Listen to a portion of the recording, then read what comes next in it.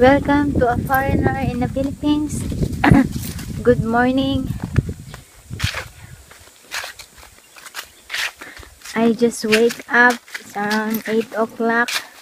I sleep for an hour. We just came from an overnight prayer. And I just wake up because I heard Manang Lina using her washing machine. So I came here.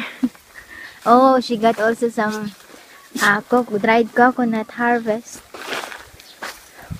Wow, it's the big help for Manang Lina. Because the kilo of the coconut now is 40 per kilo. Then she gonna use this for buying fertilizer for the coming planting of the rice. And now, here she is using her new washing machine from Sugarcane Princess. And she said that it's not functioning. Asa man? Imong ikuan, i-drain. Na ay drain, imo ni ana. Na.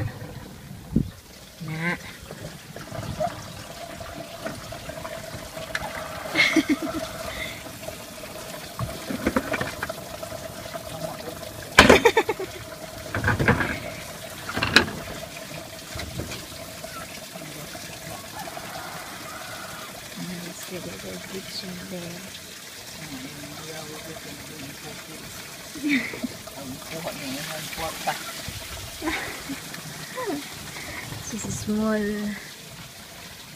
area here.